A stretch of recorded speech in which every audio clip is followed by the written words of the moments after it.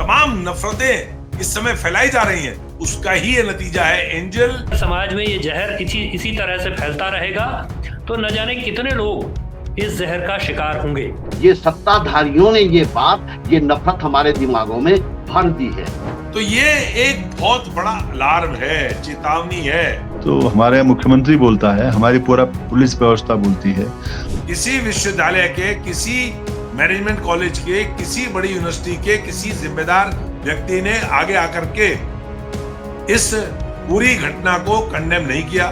मैं भी I am an Indian, मैं भी हिंदुस्तानी हूं, मैं भी भारतीय हूं।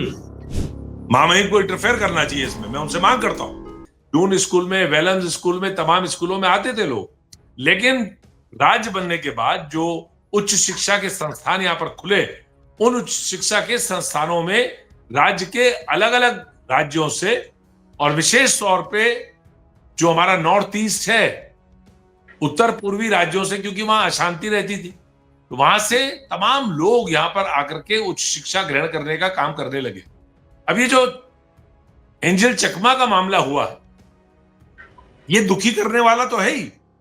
मैं राजनीतिक दृष्टिकोण से नहीं बोल रहा हूं, मैं आपको मानवीय दृष्टिकोण से भी और उत्तराखंड की जो आर्थिकी है और देहरादून की जो इकोनॉमी है उसके हिसाब से भी कह रहा हूं कि तमाम विश्वविद्यालयों में और तमाम उच्च शिक्षा के संस्थानों में जो तमाम हमारे छात्र छात्राएं नॉर्थ ईस्ट से लेकर के, पश्चिम बंगाल से लेकर के और अलग अलग राज्यों से जो यहाँ आते हैं, इस घटना ने जिस प्रकार से पूरे नेशनल कवरेज इसको मिल रही है और मिलेगी, क्योंकि देहरादून में, उत्तराखंड में पहली घटना हुई है नफरत की और जातीय हिंसा की, नक्सली हिंसा की। नस्लीय हिंसा इसलिए कह रहा हूं, ये नस्लीय जो टिप्पणी की गई उनको देख करके, तो ये एक बहुत बड़ा अलार्म है, चेतावनी है। और ये केवल यहां पे हमारे जो नॉर्थ ईस्ट के बच्चे हैं उनके लिए नहीं है, जो तमाम बड़े बड़े विश्वविद्यालय चलाने वाले लोग हैं, तमाम बड़े बड़े मैनेजमेंट के colleges, engineering colleges, medical colleges चलाने वाले लोग हैं। अगर ये डर और भय का वातावरण और ये संदेश जैसा पूरे देश में जा रहा है, अगर ये ज्यादा व्यापक हुआ, अगर ये ज्यादा मजबूत हुआ और कार्रवाई नहीं हुई, तो एक सिलसिला समाप्त हो जाएगा। वहां से उत्तर पूर्व के छात्रों का देहरादून में शैक्षणिक संस्थानों में आने का सिलसिला, वो उसमें कहीं ना कहीं बाधा होगी, कहीं ना कहीं रुकावट होगी, और ये देश के लिए भी अच्छा नहीं है, राष्ट्रीय एकता के लिए अच्छा नहीं है। लेकिन इससे बड़ा जो सवाल है अनिल जी, वो मैं आपसे, आपके माध्यम से इस बात को कहना चाहता हूं कि आज पूरे देश के अंदर जो नफरतों का व्यापार वोट की पॉलिटिक्स के लिए किया जा रहा है, उसकी आंच अब उत्तराखंड तक पहुंच गई है। उत्तराखंड में कभी ऐसा नहीं होता था। मैंने आपको बताया कि माध्यमिक शिक्षा तक यहां पर पूरे देश विदेश से बच्चे पढ़ने आते थे। नॉर्थ ईस्ट के बच्चे तो तमाम राज्यों से, आसाम से लेकर के, त्रिपुरा से लेकर के, अरुणाचल प्रदेश से लेकर के, मेघालय से लेकर के, सारे राज्यों के बच्चे यहां पर आते थे। जब मैं डीएवी कॉलेज में प्रेसिडेंट था, तो मुझे याद आया जब ये घटना हुई, हमारे यहाँ मणिपुर के बच्चे पढ़ते थे और मणिपुर के बच्चे आइसोलेटेड रहते थे क्योंकि उनको हिंदी बहुत अच्छी नहीं आती। तो जब हम छात्र राजनीति में थे, हमने कोशिश करी उनसे बातचीत करने की, और बातचीत करते करते ये हालत हो गई कि वहां से करीब 42 बच्चे थे। जिस समय मैं डीएवी कॉलेज का प्रेसिडेंट बना, उन 42 बच्चों से जो मेरी मित्रता हुई वो आज तक कायम है, और एक वातावरण बना। उनसे लोग, जो लोकल लोग थे, उनसे घुले मिले, उनके बारे में जाना, उनकी संस्कृति के बारे में जाना, उनकी भाषा के बारे में जाना, ये हमारी जिम्मेदारी है। लेकिन आज जिस प्रकार से सत्ता के लिए, पावर के लिए नफरतों का व्यापार हो रहा है, हेट्रेड इस स्तर पर पहुंच गई कि एक बच्चा जो यहां पर शिक्षा ग्रहण करने आ रखा है, वो सब्जी खरीदने जा रहा है और उसको आप चाइनीज बोल रहे हैं, उसको आप मोमो और चिंकी बोल करके बुला रहे हैं, चिढ़ा रहे हैं, उसके बाद विवाद होता है और आप उसको चाकू घोंप करके उसकी हत्या कर देते हैं।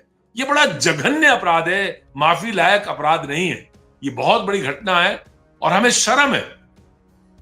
देहरादून में घटना हुई, उत्तराखंड में घटना हुई, मैं शर्मिंदा हूं और हम माफी मांगना चाहते हैं तमाम नॉर्थ ईस्ट के स्टूडेंट्स के साथ साथ वहां के अभिभावकों से, उनसे क्षमा याचना करना चाहते हैं, और यहाँ की राज्य की सरकार से भी और यहाँ के प्रशासन से भी ये कहना चाहते हैं कि जिन लोगों ने ये अपराध किया है किसी भी हालत में उनको बख्शा नहीं जाना चाहिए।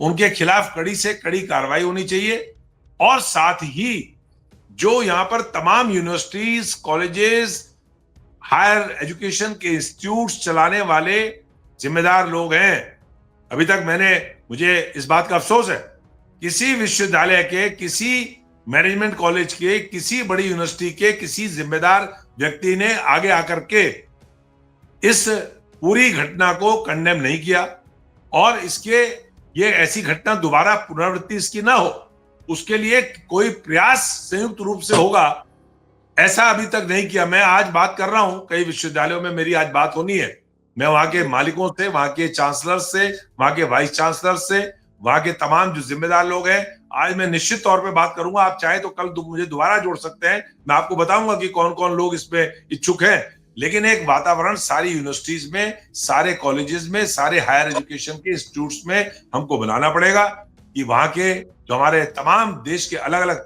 केवल नॉर्थ ईस्ट नहीं, अलग अलग राज्यों के जो बच्चे आते हैं, भाषा का अंतर होता है।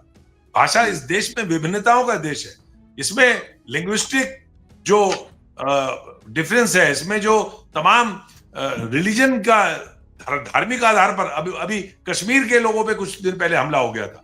जब ये कश्मीर की घटना हुई थी, पहलगाम हुआ था, तो आपने कश्मीरी बच्चों को निशाना बनाना शुरू कर दिया। कश्मीरी बच्चों का आना यहाँ पे सिलसिला कम हो गया। अब आप कभी कश्मीर के बच्चों को निशाना बनाएंगे, कभी आप नॉर्थ ईस्ट के बच्चों को निशाना बनाएंगे, कल आप पश्चिम बंगाल के बच्चों को निशाना बनाएंगे, कल आप दक्षिण भारत से अगर कोई राज्यों से लोग आ रहे हैं तो रंग के आधार पर या भाषा के आधार पर उनको निशाना बनाएंगे। तो ये कहां हम इसको ले जा रहे हैं, किस दिशा में हम इस राज्य को ले जा रहे हैं? तो ये बड़ी दुखद घटना है और मैं व्यक्तिगत रूप से उत्तराखंड प्रदेश कांग्रेस कमेटी का वाइस प्रेसिडेंट होने के नाते मैं शर्मिंदा हूं और मैं माफी मांगना चाहता हूं एंजल चकमा के माता पिता से। उत्तराखंड का एक जिम्मेदार नागरिक होने के नाते हम उनसे हाथ जोड़ करके क्षमा मांगते हैं। मुख्यमंत्री जी ने उनसे बात करी, हाय हेलो करा, कैसे हो आप, क्या है, अरे जिसका बेटा मरा है उससे आप पूछ रहे हो आप कैसे हो। उनसे क्षमा मांगनी चाहिए थी, पूरे राज्य की तरफ से माननीय मुख्यमंत्री जी को क्षमा मांगनी चाहिए थी। केवल दुख प्रकट करने से काम नहीं चलेगा, हमारे पूरे राज्य को शर्मिंदा किया है इस घटना ने।